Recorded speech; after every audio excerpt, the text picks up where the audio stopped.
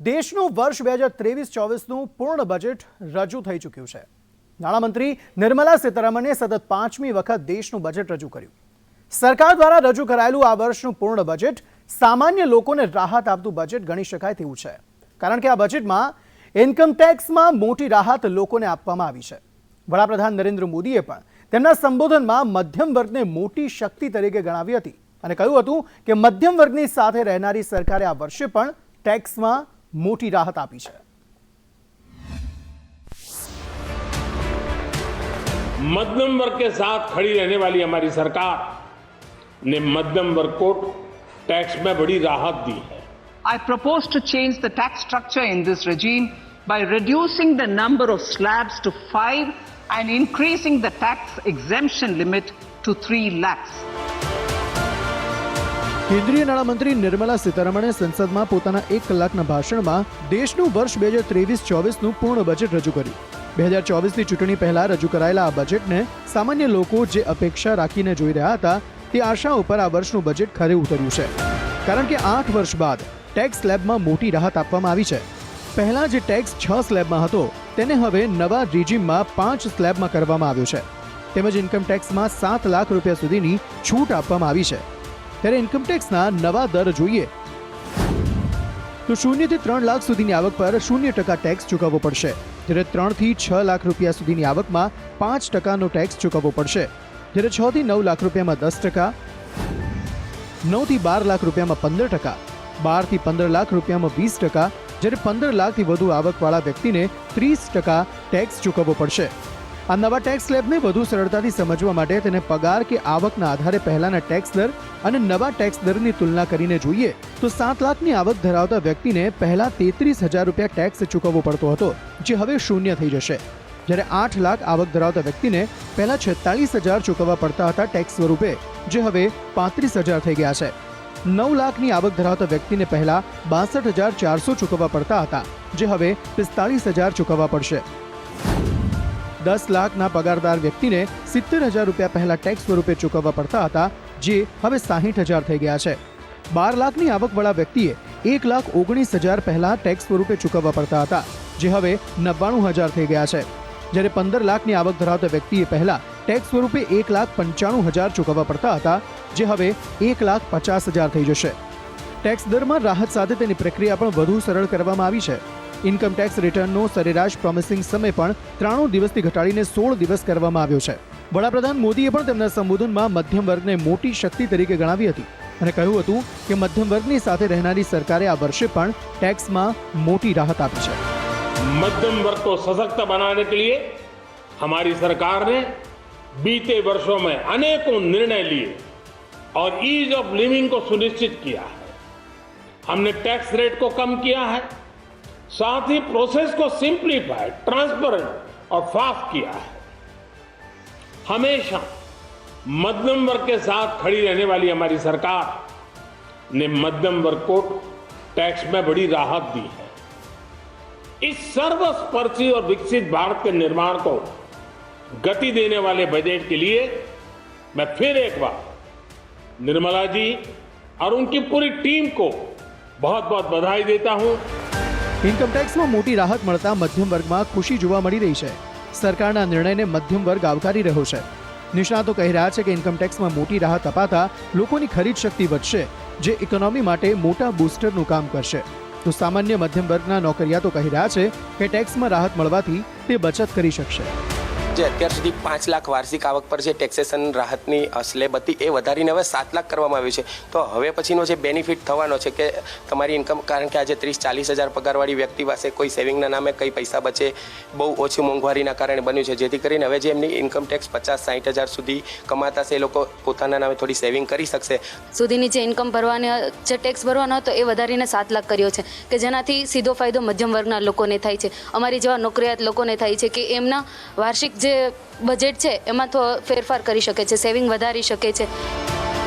મહત્વનું છે કે હાલમાં ઇન્કમ ટેક્સ રિટર્ન ભરવા માટે 2 ઓપ્શન મળે છે। 1 એપ્રિલ 2020થી નવો ઓપ્શન આપવામાં આવ્યો હતો। સરકારે નવા ટેક્સ રિજીમને ડિફોલ્ટ ઓપ્શન કર્યો છે, જેનાથી ઇન્કમ ટેક્સમાં આપેલી રાહત માત્ર નવા આ રિજીમ પર લાગુ પડશે। જો તમે જૂના રેજીમ પ્રમાણે ટેક્સ ભરો છો તો તમને નવી રાહતો નહીં મળે। જૂના રેજીમમાં રાહત માટે તમારે તમારા રોકાણના દસ્તાવેજો આપવા પડશે. હાલ તો નવા રેજીમમાં 7 લાખ સુધીની આવક ટેક્સ ફ્રી હોવાથી લોકો નવા રેજીમ મુજબ ટેક્સ રાહતનો ફાયદો લેશે તે નક્કી છે. બ્યુરો રિપોર્ટ, સંદેશ ન્યૂઝ. દેશનું વર્ષ 2023-24નું પૂર્ણ બજેટ રજૂ થઈ ચૂક્યું છે. સામાન્ય લોકો આ બજેટમાં તેમને શું સીધો ફાયદો થયો છે તે જોતા હોય છે. બજેટમાં મધ્યમ વર્ગને ઇન્કમ ટેક્સમાં મોટી રાહત આપવામાં આવી છે. સાથે આ પૂર્ણ બજેટમાં મધ્યમ વર્ગને બીજું શું મળ્યું તેની પણ ચર્ચા છે. ત્યારે આ બજેટમાં સામાન્ય લોકોને શું સીધો ફાયદો થયો છે તે જોઈએ આ સ્પેશિયલ રિપોર્ટમાં.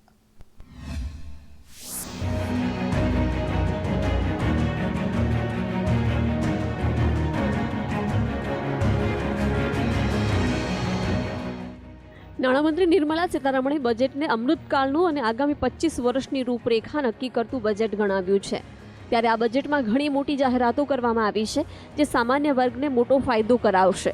ત્યારે કેટલીક વસ્તુઓની પરના ટેક્સ અને ડ્યુટી ઘટાડતા કે વધારતા શું મોંઘું થયું છે અને શું સસ્તું થયું છે તેની વાત કરીએ તો સાયકલ, ઓટોમોબાઈલ, ઇલેક્ટ્રોનિક વાહન, કેટલાક મોબાઈલ, કેમેરાના લેન્સ, LED ટેલિવિઝન, બાયોગેસ સંબંધિત વસ્તુઓ સસ્તી થઈ છે. તો આ સાથે કેટલીક ચીજ વસ્તુઓ મોંઘી પણ બની છે. મોંઘી થયેલી વસ્તુઓની જો યાદીની વાત કરીએ તો વિદેશથી આવતી ચાંદીની વસ્તુ, સોના ચાંદીથી બનેલી જ્વેલરી, દેશી કિચન ચીમની અને સિગારેટ મોંઘા થયા છે. મહત્વનું છે કે સરકારે મોટાભાગની વસ્તુઓનો સમાવેશ GSTમાં કર્યો છે, જેના કારણે બજેટની સીધી અસર તેના પર પડતી નથી. હાલમાં સરકારની આવકનો મુખ્ય સ્ત્રોત GST અને ઇન્કમ ટેક્સ છે. આ બંને કુલ ટેક્સ કલેક્શનમાં 90% હિસ્સો ધરાવે છે. અન્ય ટેક્સ કલેક્શન ઇમ્પોર્ટ ડ્યુટી જેવી વસ્તુમાંથી આવે છે. 2021-22માં GST કુલ ટેક્સ કલેક્શનમાં 57%થી વધુનો હિસ્સો રહ્યો હતો.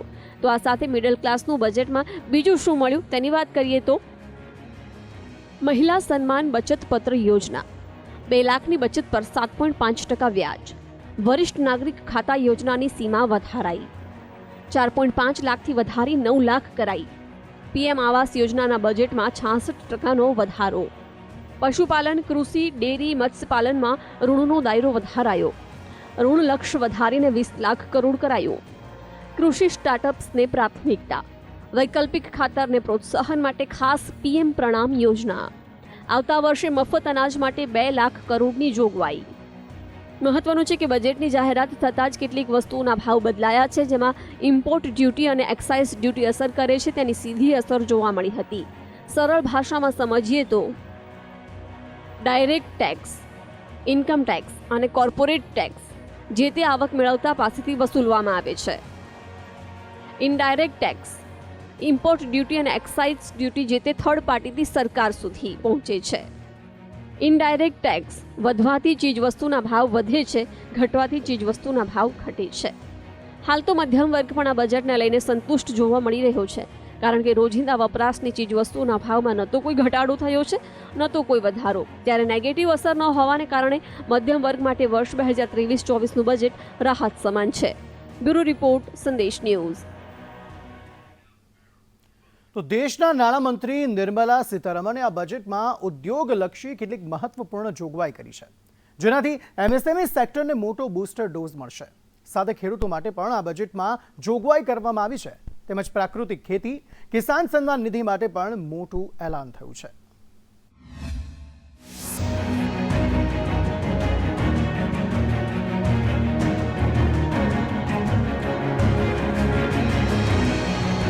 દેશના નાણામંત્રીએ રજૂ કરેલા બજેટમાં દરેક વર્ગના લોકોને ફાયદો થશે તેવું જણાવવામાં આવ્યું છે.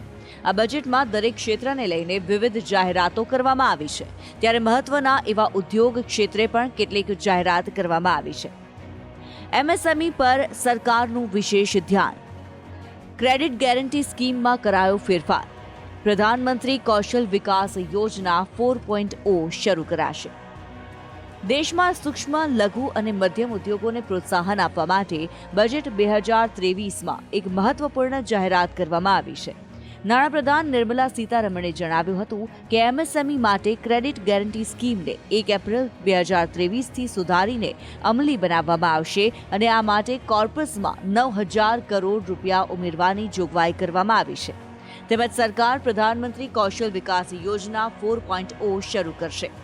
અને યુવાનોને આંતરરાષ્ટ્રીય તકો માટે કૌશલ્ય કેળવવા માટે વિવિધ રાજ્યોમાં 30 સ્કિલ ઇન્ડિયા ઇન્ટરનેશનલ સેન્ટરની સ્થાપના કરવામાં આવશે, જેમાં 30 લાખ યુવાનને ટ્રેનિંગ આપવામાં આવશે. તો આ સાથે કેન્દ્રીય બજેટમાં લેબગ્રોન ડાયમંડ રિસર્ચ અને ડેવલપમેન્ટ માટે ફાળવણી કરવામાં આવી છે. ત્યારે ડાયમંડ સિટી સુરત માટે આ બજેટ વિશેષ ઉપયોગી થશે, કેમ કે HPHT ડાયમંડ ચિપ ચાઇનામાંથી લાવવામાં આવતી હતી તે હવે ભારતમાં બનશે. આ સાથે ચાઇનાથી ઇમ્પોર્ટ થતા લેબગ્રોન ડાયમંડ પર 5% ડ્યુટી લગાવવામાં આવી છે, જેનાથી હીરા ઉદ્યોગમાં મોટો ફાયદો થશે. દેશભરની જેટલી પણ IIT ઇન્સ્ટિટ્યૂટ છે એની અંદર રિસર્ચ એન્ડ ડેવલપમેન્ટમાં એક મોટું બજેટ ફાળવવામાં આવ્યું છે. આ બજેટથી HPHT ડાયમંડ જે ખાસ કરીને ભારતની અંદર બનતા નથી અને આપણે ચાઇના ઉપર આધારિત રહેવું પડે છે, એ HPHT ડાયમંડની ચિપ્સ ભારતની અંદર બનવા લાગશે અને આ ભારત દેશ છે એ HPHT CVD જેમ અહીંયા બને છે એમ HPHT ડાયમંડ પણ આત્મનિર્ભર બનશે અને એક મોટો સ્કોપ આ ઇન્ડસ્ટ્રીની અંદર રહેલો છે અને આ પગલાંથી આ ઇન્ડસ્ટ્રી ખૂબ જ વિકાસના રસ્તે જશે એવી આશા છે. જે પ્રધાનમંત્રીનું સપનું છે આત્મનિર્ભર ભારત, તો ડાયમંડ ઇન્ડસ્ટ્રીમાં ખાસ લેબગ્રોન ડાયમંડ જે આત્મનિર્ભર મતલબમાં જાતે મશીનમાં આપણે લેબમાં ગ્રો થઈ છે એની ઉપર વધારે ફોકસ કરવામાં આવ્યું છે. તો લેબગ્રોન ડાયમંડમાં જે સીડ્સ આવે છે એની કસ્ટમ ડ્યુટીમાં જે ઘટાડો કરવામાં આવ્યો છે અને આપણી જે ડાયરેક્ટ ચાઇના સાથે કમ્પેરિઝન ચાલી રહી છે અત્યારે લેબગ્રોન ડાયમંડમાં, તેની હરીફાઈના ભાગરૂપે જે લેબગ્રોન ડાયમંડમાં જે IITમાં જે R&D કરવામાં આવશે એમાં જે પ્રોત્સાહન આપવામાં આવ્યું છે, જેના થકી આવનારા દિવસોમાં આપણે ડાયરેક્ટલી ચાઇના સાથે લેબગ્રોનમાં કમ્પેર કરીને આપણે સારું એવું ઇન્ડિયામાં આ લેબગ્રોન ડાયમંડ ઇન્ડસ્ટ્રીમાંથી જનરેટ કરી શકીશું. તો કૃષિ ક્ષેત્રને વધુ પ્રોત્સાહિત કરવા માટે ઘણી મોટી જાહેરાતો કરવામાં આવી છે. ડિજિટલાઇઝેશન એ દેશની અર્થવ્યવસ્થાને વેગ આપવામાં એક મોટી ભૂમિકા ભજવી છે. આવી સ્થિતિમાં સરકારે કૃષિ ક્ષેત્રમાં ડિજિટલ પબ્લિક ઇન્ફ્રાસ્ટ્રક્ચર લાગુ કરવા માટે જાહેરાત કરી છે. તેમજ કૃષિ ક્ષેત્રે શું જોગવાઈ લાગુ કરાઈ છે તેની વાત કરીએ તો આધુનિક ટેકનિકથી પાકનું ઉત્પાદન વધારાશે. બાગવાની યોજનાઓ માટે 2200 કરોડ અપાશે. ગ્રીન ગ્રોથ સરકારની મોટી પ્રાથમિકતા રહેશે. કૃષિ ક્ષેત્ર માટે સ્ટોરેજ ક્ષમતા વધારાશે. રાગી, જુવાર, બાજરો વગેરેના ઉત્પાદન પર ખાસ જોર આપવામાં આવશે. એગ્રીકલ્ચર એક્સેલરેશન ફંડનું ગઠન થશે. કપાસની ખેતી માટે PPP મોડેલ સ્થાપિત કરાશે. 11 કરોડ ખેડૂતોને 2.2 લાખ કરોડની મદદ કરાશે. 3 વર્ષમાં પ્રાકૃતિક ખેતી અપનાવનારા 1 કરોડ ખેડૂતને મદદ કરાશે. 10,000 બાયો ઇનપુટ રિસોર્સ સેન્ટર ખોલવામાં આવશે. તો ફિશરીઝ અને એનિમલ હસબન્ડરી અને ડેરી સેક્ટરમાં પણ આ વખતે મોટી જોગવાઈ ફાળવાઈ છે, જેને લઈને કેન્દ્રીય મંત્રી પરસોત્તમ રૂપાલાએ કહ્યું કે અમારા સેક્ટરનો જોઈએ તેવો વિકાસ થઈ રહ્યો છે. આ fisheries sector, animal husbandry, dairy, આ બધી બાબતો એ ગ્રામીણ સાથે જોડાયેલી છે. તમે અમારા ગ્રોથના આંકડા જુઓ તો કોઈ પણ સેક્ટરના નથી. અમારા એવરેજ બધા 7%ના એવરેજથી અમારું સેક્ટર એ ગ્રોથથી એનો વિકાસ થઈ રહ્યો છે. એવા સંજોગોમાં આ 6,000 કરોડ રૂપિયાની જે નવી ફાળવણી સાથેની સ્કીમ થઈ છે એ ફિશરીઝ સેક્ટરને, ફિશરમેનોને, એમના લાઇવલીહુડને, એમના વ્યવસાયને ખૂબ મદદરૂપ. તો ખેડૂત આગેવાનો કહી રહ્યા છે કે સરકારે 2-4 યોજનાઓને સારું પ્રાધાન્ય આપ્યું છે, પણ ખેડૂતોને સીધો ફાયદો થાય તેવી કોઈ જોગવાઈ નથી કરવામાં આવી. ખેડૂતોને ફાયદો થાય એવું આ બજેટની અંદર કોઈ જોગવાઈ નથી આવી. ડાયરેક્ટ ફાયદોની કઈ રીતે વાત થઈ? દાખલા તરીકે ખેડૂતો માગી રહ્યા હતા કે ખેતી અને ખેત પેદાશને જે 18% GST લાગી રહ્યો છે એ નાબૂદ થાય તો ચોક્કસ ખેતીને ડાયરેક્ટ ફાયદો થાય એમ છે. કારણ કે એની અંદર ખેડૂતોનો ઘણો બધો રૂપિયો થઈ ગયો છે. દવા, બિયારણ, ખાતર, ડીઝલ, ઘણી બધી વસ્તુની અંદર, ટ્રેક્ટરો છે, હથિયારો છે, એની અંદર ખેડૂતોનો 18% GST જાય છે. તો એ નાબૂદની માગણી હતી. બીજા નંબરમાં ખેડૂતોને જરૂર છે પાણી. તો પાણીની અંદર ક્યાંય પણ એવી યોજનામાં ન વપરાશ થયો કે ચેકડેમ છે, તળાવો છે, પાઇપલાઇનો છે. પાણીની અંદર જોગવાઈમાં ખેડૂતોને પાણી સરળતાથી મળે તો પાણી પાછળ સિંચાઈની અંદર કોઈ એવો મોટી કોઈ જાહેરાત નથી. હાલ તો નિષ્ણાતો કહી રહ્યા છે કે બજેટમાં ઉદ્યોગોને લઈને જે જોગવાઈ કરવામાં આવી છે તેનાથી ટૂંકા ગાળાનો નહીં પરંતુ લાંબા ગાળાનો ફાયદો થશે. કૃષિ નિષ્ણાતો પણ કૃષિની જોગવાઈને લાંબા ગાળાની યોજનાઓ ગણાવી રહ્યા છે. ત્યારે તેની અમલવારી બાદ કેવી અસર દેખાય છે તે જોવું રહ્યું. Bureau report. નાણામંત્રીએ વર્ષ 2023નું બજેટ રજૂ કર્યું છે, પરંતુ રાજનીતિમાં ચર્ચા 2024થી ચાલી રહી છે. 2024ની લોકસભા ચૂંટણી પહેલા સરકારનું આ પૂર્ણ બજેટ છે. 2024માં ચૂંટણી સમયે તે પૂર્ણ બજેટ રજૂ નહીં કરી શકે, જેને લઈને ચર્ચા એવી છે કે 2024ના લક્ષ્યને સાધવા માટે સરકારે આ બજેટમાં મધ્યમ વર્ગ સાથે ખેડૂતો, મહિલાઓને આવરી લેતું સંપૂર્ણ કદનું બજેટ રજૂ કર્યું છે. તો કોંગ્રેસ આ બજેટને દેખાડા પૂરતું હોવાનું ગણાવી સરકાર પર નિશાન સાધી રહી છે.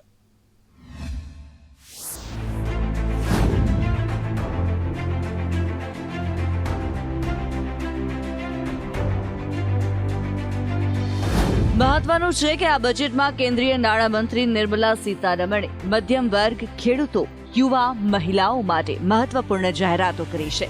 તો વડાપ્રધાન નરેન્દ્ર મોદીએ બજેટ 2023ને ઐતિહાસિક બતાવતા દેશના વિકાસને વેગ આપતું ગણાવ્યું છે.